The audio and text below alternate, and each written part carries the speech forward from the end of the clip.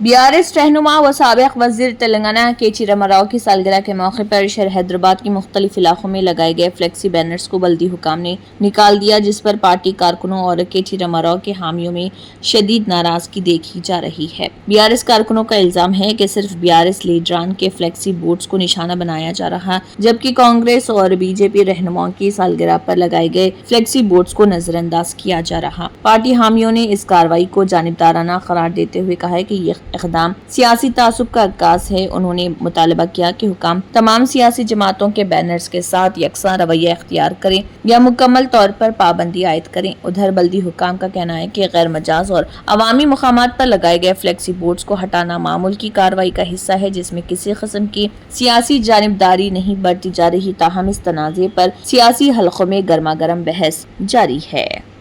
अगर आपने हमारे चैनल को अभी तक सब्सक्राइब नहीं किया है तो यहाँ पर रेड कलर का सब्सक्राइब बटन दिख रहा है, उसे क्लिक करें और हमारे चैनल को सब्सक्राइब कीजिए और साथ ही साथ बेल आइकन को भी क्लिक कीजिए, जिससे आपको ताज़ा अपडेट मिलती रहे।